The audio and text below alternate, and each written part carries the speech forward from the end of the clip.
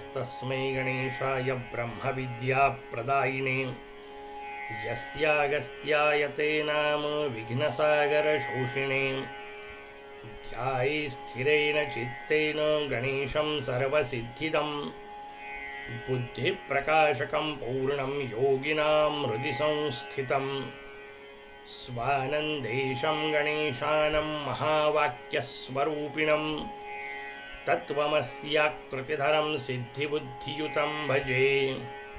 जय गजानन. आपल्याला सगळ्यांना अथर्व व्हायचंय. गणेश अथर्वशीर्ष हे त्याचं साधन आहे. मोरयापर्यंत पोहोचायचंय. त्या मोरयाचा दिव्य आनंद आपल्याला अनुभवायचा आहे. कसा आहे तो मोरया? मोरयाचं वर्णन करताना अथर्वशीर्षकार शब्द वापरतात. त्वं वाङ्मयः, त्वं चिन्मयः, त्वं आनंदमयः, त्वं ब्रह्ममयः. तू वाङ्मय आहेस, तू चिन्मय आहेस, तू आनंदमय आहेस, तू ब्रह्मस्वरूप आहेस. हे मोरया वाक् चित आनंद हे तुझं स्वरूप आहे. लक्षात आलं आपल्याला. उपनिषदांची शब्दरचना आहे खरं तर ही. सच्चित आनंद, सच्चिदानंद असं आपण मोरयाचं परब्रह्माचं स्वरूप वर्णन करतो.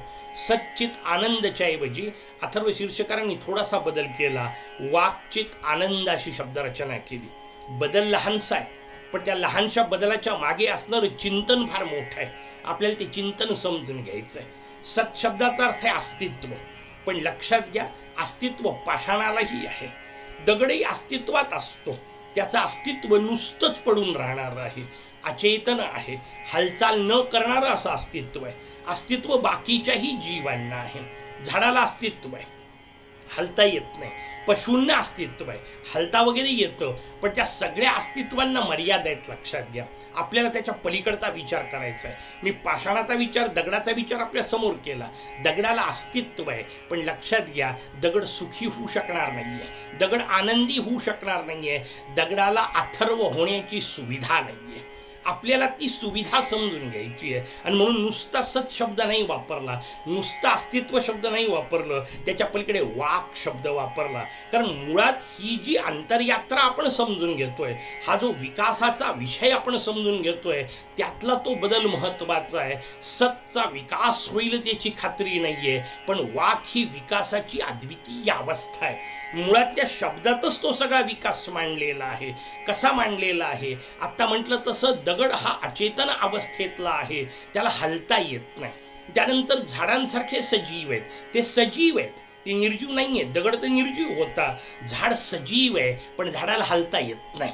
त्यानंतरची पुढची अवस्था आली, झाडाला हलता येत नाही. पशुपक्षी आहेत, त्यांना हलता येतं, पण पुढची अवस्था पंचायतीची आहे, त्यांना हलता येतं, बोलता येत नाही. एक एक टप्पा समजून घ्या. न हलणारा, हलणारा पण न चालणारा, चालणारा पण न बोलणारा, एक एक विकसित अवस्था निर्माण होतीये. त्यानंतर माणूस निर्माण झाला, माणसाला बोलता येतं. अधिक विकसित रचना ही निसर्गाची. त्या हिशोबात आपण एक एक समजून घेऊ. माणसाला बोलता येतं. बोलता आलं पाहिजे. प्रत्येकाला बोलता आलं पाहिजे. येतं का? त्याचं उत्तर आहे नाही. तुम्हाला काय सांगता? सगळेच जण तर बोलतात, पण लक्षात घ्या, थोडं समजून घेऊ आपण ही रचना. बडबड करणे वेगळी गोष्ट आहे आणि बोलणे वेगळी गोष्ट आहे. त्यातला भाव समजून घेतला पाहिजे. वर्गामध्ये मी विद्यार्थ्यांना शिकवताना गमतीने म्हणत असतो, म्हणून मुलांना तुम्हाला बोलता येतं का? मुलं विचित्र चेहऱ्याने पाहतात. हा काय प्रश्न आहे का? तासंताच बोलतो आम्ही. उलट घरचे ओरडतात, बाबा बस शांत, थोडूसा नको बोलू जास्ती, इतकं बोलतो आणि तुम्ही आम्हाला विचारता बोलता येतं का? म्हटलं नाही बोलता येत. त्यांना पुन्हा आश्चर्य वाटतं. म्हटलं समजून घ्या का नाही म्हणतोय मी, मला सांगा. म्हणजे मी आज वर्गात आल्यापासून आत्तापर्यंत जो काय अर्धा तास पाऊण तास तुम्हाला शिकवलं असेल, एक तरी असा शब्द होता का की जो तुम्हाला माहिती नव्हता? मुलं म्हणाले नाही, सगळे शब्द जवळजवळ माहिती होते, एक दोन कदाचित नवीन आले असतील, पण बाकी सगळे शब्द माहिती होते. म्हटलं सगळे शब्द माहिती होते, सगळे अर्थ माहिती होते, भावना माहिती होत्या. आता एक काम करा, समोर या आणि 5 मिनिटं बोला. नाही बोलता येत. का नाही बोलता येत? समजून घेतलं पाहिजे. बडबड खूप करता येते, शब्दोच्चार करता येतात, वाणी आहे, बोलता येत नाही. भाव कळला पाहिजे, त्यातला फरक आपल्याला कळला पाहिजे. कसा असतो हा फरक? मी उदाहरण देताना सांगत असतो की 2 फुटाची एक पाटी घ्या, ती जमिनीवर ठेवा. 2 फूट रुंद पाटी आहे. 2 फूट रुंद ही खूप मोठी जागा आहे. तशी जमिनीवर ठेवा, त्याच्यावरून चालून दाखवा. चालता येईल की नाही? सहज चालता येईल, काही पंचायत नाहीये, 2 फुटाच्या जागेवरून आरामशीर चालत जाता येईल. पण आता एक काम करा, तीच पाटी 10 मजल्याच्या 2 इमारती घ्या, त्या इमारतीच्या वर ठेवा आणि आता चालून दाखवा. आता नाही चालता येत. का नाही चालता येत? जर त्याच पाटीवर खाली जमिनीवर ठेवली असताना चालता येतं, तर तीच पाटी 10 मजले उंच इमारतींवर ठेवल्यावर चालता का येत नसेल? त्याचं उत्तर समजून घ्या. तिथे जागृतीत चालावं लागतं. तुम्ही म्हणा आम्ही काय खाली झोपेत चालतो? त्याचं उत्तर आहे जवळजवळ तेच. आपण झोपेतच चालतो, कारण पूर्ण जागृतीची आवश्यकता नाहीये. का नाहीये? पडलो तरी फार बिघडणार नाहीये. पण 10व्या मजल्यावर पाटी आहे, आता तिथून पडला माणूस खाली नाही जात ना, वर जातो. विनोदाचा भाग सोडून द्या, भाव त्यातला समजून घ्या. भाव आपल्या समोर हा आहे की उंचीवर असताना जागृतीत असावं लागतं. समोर आल्यावर का नाही बोलता येत? कारण तुम्ही एका उंचीवर आलेले आहात, तिथं तुम्हाला जागृतीत असावं लागतं. लक्षात ठेवा, नुसतं अस्तित्व इथपासून जागृतीचा विचार आपल्याला मांडायचा आहे. नुसतं अस्तित्व आपल्यालाही आहे. पाषाणापासून आपण आपल्या शरीरापर्यंतचा विचार करत आलो, तुमच्या माझ्यापर्यंतचा विचार करत आलो. पाषाणालाही अस्तित्व आहे, तुम्हाला आम्हालाही अस्तित्व आहे. हे अस्तित्व तर झोपेतही आहे ना. गाढ निद्रेमध्ये आपण जेव्हा असतो, स्वप्नामध्ये आपण जेव्हा असतो, तेव्हाही आपल्याला अस्तित्व आहे. पण लक्षात घ्या, त्यावेळच्या अस्तित्वात वाक नाहीये, बोलणं नाहीये, प्रगट होणं नाहीये, अभिव्यक्ती नाहीये. तिथं नुसतंच अस्तित्व आहे. आणि मग गाढ झोपेतलं हे जे नुसतंच अस्तित्व आहे ते तर पाषाणवत अस्तित्व झालं, कारण त्याला कळणारच नाहीये. त्याच्या आजूबाजूला काय घडणार आहे त्या कुठल्याही गोष्टीच्या संवेदना त्याच्यावर नाहीयेत. म्हणून गाढ झोपेमध्ये हातावरून साप गेला काय आणि बायकोचा वेणीचा शेपटा गेला काय, दोन्हीच्या संवेदना नाहीयेत. तिथं सुखही नाही, दुःखही नाही, तिथं संवेदनाच नाही. त्या संवेदना रहित अस्तित्वाला उपयोग नाहीये, कारण विकास त्याच्यात होणार नाहीये. आपल्याला विकासाचं सूत्र समजून घ्यायचंय, आपल्याला आत्मविकास करायचा आहे, आपल्याला अथर्व व्हायचंय. त्याकरता जागृती अत्यंत आवश्यक आहे. लक्षात घ्या, हे जे नुसतं अस्तित्व आहे ना, त्याला शास्त्राने सिद्धी असं म्हटलं. वैभव आहे ते आपलं, ते वैभव राहणारच आहे. मी झोपेत असलो तरी माझं तेच वैभव राहणार आहे, झोपेत असलो तरी माझं हेच शरीर राहणार आहे, झोपेत असलो तरी त्याची तीच शक्ती राहणार आहे, झोपेत असलो तरी तीच उंची, जाडी इत्यादी सगळ्या गोष्टी राहणार आहेत, सिद्धी राहणार आहे. पण गाढ झोपेमध्ये बुद्धी काम करणं थांबलेली आहे, ती मोरयाच्या चरणी लीन झालेली आहे. तेव्हाच गाढ झोप लागते ना. म्हणून बुद्धीचं काम थांबलेलं आहे. लक्षात घ्या, सिद्धी असून नुसती उपयोग नाही, सिद्धीपासून बुद्धीपर्यंत पोहोचायचंय. आणि नुसतं बुद्धीपासून पोहोचून उपयोगाचं नाही, बुद्धीपासून बुद्धिपतीपर्यंत पोहोचायचंय. ते जे बुद्धीपासून बुद्धिपतीपर्यंत पोहोचणं आहे ते बुद्धीचं व्यक्त होणं आहे. त्याला वाक असं म्हणतात. वाणीचा संबंध आहे, बोलण्याचा संबंध आहे. नुसतीच बडबड नाही करायची. आपण अनुचानम शब्द पाहिला, शास्त्राला धरून असलेलं बोलायचंय, शास्त्रांनी योग्य सांगितलं ते बोलायचंय, शास्त्रीय बोलायचंय, अथर्व शीर्ष बोलायचंय. बाकीची बडबड आहे हे बोलणं आहे, ही वाणी आहे. या वाणीचा विचार आपल्या समोर शास्त्रकार करतायत आणि मग त्याचा हिशोब समजून घ्या. नुसती बडबड नाही. मी आता म्हटलं तसं मुखातून काय निघालं पाहिजे? मुखातून काव्य निघालं पाहिजे. कशाला काव्य म्हणतात? काव्याची व्याख्या शास्त्रकारांनी दिली. काव्यम वाक्यम रसात्मकम काव्यम. रसात्मक असलेलं जे वाक्य आहे त्याला काव्य म्हणतात. त्यात रसपूर्णता असली पाहिजे. तुमच्या माझ्या बोलण्यात रस असला पाहिजे. केव्हा असेल? जेव्हा आतमध्ये असेल. आणि म्हणून किती मजेदार रचना आहे. लक्षात घ्या, आपल्याकडे काव्यशास्त्राची, साहित्यशास्त्राची, अभ्यासाची देवता सांगितली सरस्वती. किती सुंदर शब्द आहे. थोडा वेगळा करून वाचवा म्हणजे मग त्यातला भाग लक्षात येतो. रसवती, रसपूर्ण असली पाहिजे, आनंदपूर्ण असली पाहिजे. प्रक्रिया शिक्षणाची, वाचनाची, त्यातून आनंद मिळाला पाहिजे. असं वाचलं पाहिजे. भद्रं कर्णेभिचा हिशोब लक्षात घ्या, भद्रं पश्येचा हिशोब लक्षात घ्या. असं ऐकलं पाहिजे की जे ऐकल्यावर प्रसन्न वाटेल. असं पाहिलं पाहिजे जे पाहिल्यानंतर प्रसन्न वाटेल. जे वाचल्यानंतर माझं मन क्षुब्ध होत असेल, माझं मन सचिंत होत असेल, माझं मन निराश होत असेल, तर त्या वाचनाचा उपयोग काय? लक्षात घ्या, वाचनाने प्रसन्नता आली पाहिजे, वाचनाने आनंद वाटला पाहिजे, उपासनेनी साधनेनी प्रसन्नता वाटली पाहिजे. कारण प्रसन्नता हे भगवंताचं स्वरूप आहे. लक्षात घ्या, आपण भगवंताच्या जवळ पोहोचतोय मोजायचं कसं, समजून कसं घ्यायचं, निकष काय आहेत त्याचे निकषच हे आहेत, लक्षात घ्या. प्रसन्नता, सुख, समाधान, शांती हेच निकष आहेत. कसे मोजायचे, आपण त्याच्या जवळ जातोय की नाही ते मोजा. जन्मामध्ये आल्यानंतर या जीवनामध्ये येताना सगळे कामक्रोधाधिक विकार घेऊनच आलोय, यातलं काही नष्ट होणार नाहीये, लक्षात घ्या. सगळे राहणार आहेत. क्रोधी प्रत्येकच असतो, अगदी ऋषीमुनी असतात, भयंकर संतापतात आणि शाप देतात. आपण कथा नाही वाचल्या का? ऋषीमुनींनाही क्रोध येतो, पण लक्षात घ्या त्यांना तो कधीतरी येतो आणि आपला आनंद कधीतरी असतो. हा दोन मधला फरक समजून घ्या. क्रोध ऋषीमुनींनाही येतो, क्रोध संतांनाही येतो, पण विशिष्ट काळापुरता येतो, नंतर तो कमी होतो. माझ्या जीवनात 24 तास आहेत, त्या 24 तासापैकी सध्याच्या काळात जर मी 20 तास रागवत असेल आणि 4 तास आनंदी राहत असेल तर लक्षात घ्या मला बदल कुठं करायचंय. त्याचं उत्तर आहे क्रोध नष्ट नाही होणार, पूर्ण संपून नाही जाणार, पण निदान 4 तास जो आनंदात होतो तो 5 तास, 6 तास, 7 तास हे तर वाढलं पाहिजे. माझ्या जीवनाचा आनंदाचा कार्यकाळ वाढला पाहिजे, माझ्या जीवनाच्या आनंदाचा परीख निदान वाढला पाहिजे. समजून घ्या आपण भगवंताच्या दिशेने निघालेलो आहे, कारण भगवंताचं स्वरूप आहे आनंद, त्याच्यापर्यंत आपल्याला पोहोचायचंय. मग त्यासाठी वाक्चा विषय केला. मला वाणी वापरायची आहे, वाणीमध्ये रसत्व असलं पाहिजे. रसपूर्णत्व केव्हा असेल, जेव्हा त्या विषयाची आवड असेल, तेव्हाच रस निर्माण होतो. रसाचा विषय आपल्या समोर आला आणि रस प्रवाहित होत असतो, इकडून तिकडं जाऊ शकतो. प्रवाह हे जीवनाचं स्वरूप आहे.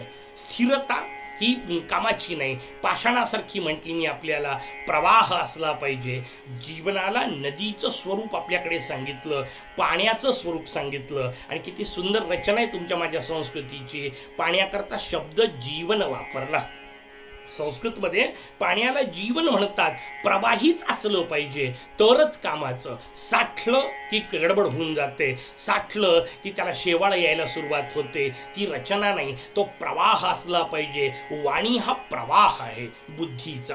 बुद्धी असणे वेगळी गोष्ट आहे आणि सादर करता येणे. अनेक लोक असतात प्रचंड हुशार असतात, अद्वितीय बुद्धिशाली असतात, प्रगटीकरणच करता येत नाही. ते प्रगटीकरण न करता येणं ही कुठंतरी अद्याप ही पशुत्वाचीच रचना आहे. लक्षात घ्या. मला पाहिजे ते बोलता आलं पाहिजे, पाहिजे तसंच बोलता आलं पाहिजे. नंतर म्हणायची वेळ नाही आली पाहिजे मला तसं म्हणायचं नव्हतं.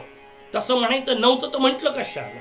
हे जे न म्हणता आपल्याला जे अर्थ जातात ते अपेक्षित नाहीयेत, शास्त्रात निदान नाहीयेत. व्यवहारात काय चालतं तो जाऊ देतो, आपला विषय नाहीये.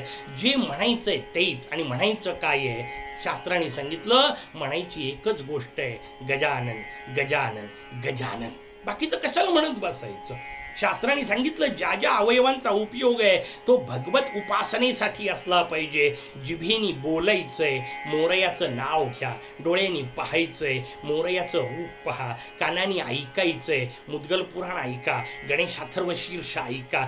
तेच ऐकण्याच्या कामाचं आहे. भद्रम करणे पुन्हा पुन्हा तो सगळं सूत्र आपल्याला समजून घ्यायचंय. तू वाङ्मय आहेस कारण तू अभिव्यक्त होणारी बुद्धी आहेस, सचेतन असणारी बुद्धी आहे. झोपलेल्या बुद्धीचा विचार नाही. मग तो विकास आपण पाहिला. मग पुढचा शब्द वापरला, त्वम चिन्मय, तू चैतन्यमय आहेस, ज्ञानमय आहेस. कारण नुसती बुद्धीचा उपयोग नाही, बुद्धी जड आहे.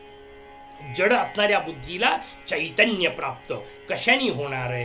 बुद्धीची रचना एखाद्या तलावासारखी असते असं शास्त्रकार आपल्याला सांगतात. त्या तलावामध्ये प्रतिबिंब पडतं. कशाचं? सूर्याचं. ते सूर्याचं प्रतिबिंब तेजस्वी असतं. का? कारण सूर्य तेजस्वी आहे. बुद्धी जेव्हा शांत होईल ना तेव्हा तलाव शांत होईल, तेव्हाच प्रतिबिंब पडणार आहे. माझी बुद्धी मला शांत करायची आहे आणि बुद्धी शांत झाली की त्यात बुद्धिपतीचं प्रतिबिंब पडतं.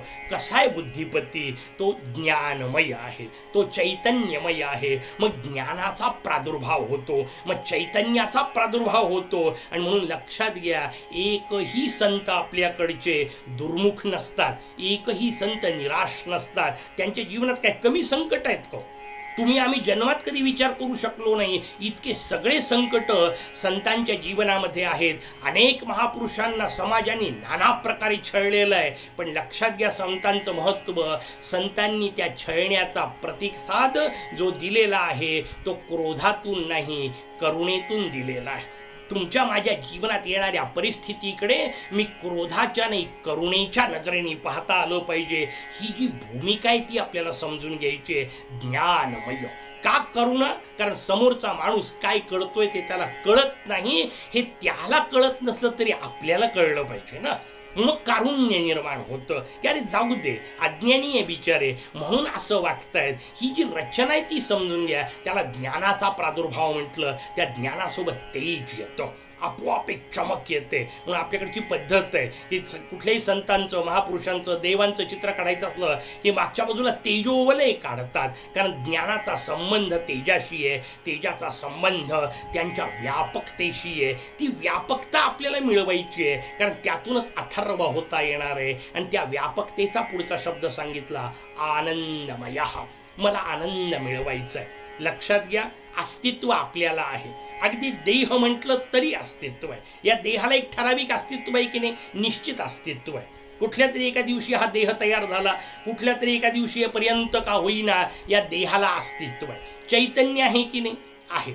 24 तास आहे अस्तित्व, 24 तास आहे. मग अशी म्हणतात झोपेतलं जड अस्तित्व असेल, मन बुद्धी शांत झालेलं अस्तित्व असेल, पण तरी अस्तित्व आहे. चैतन्यही 24 तास आहे. म्हणून तर श्वासोश्वास चाललेत. चैतन्य अखंड आहे, ज्ञान अखंड आहे, म्हणजे चैतन्य अखंड आहे, अस्तित्व आहे, सत कायम आहे, चित्त कायम आहे. पण पंचईत कुठे आहे? आनंदाच्या ठिकाणी आहे. आनंद कायम नाही आहे. भगवंतामध्ये आणि आपल्यामध्ये फरक कुठे आहे? तो फरक फक्त या एकाच बिंदूवर आहे. लक्षात घ्या, तुमच्या माझ्या जीवनामध्ये सुखाचे काहीच क्षण आहेत.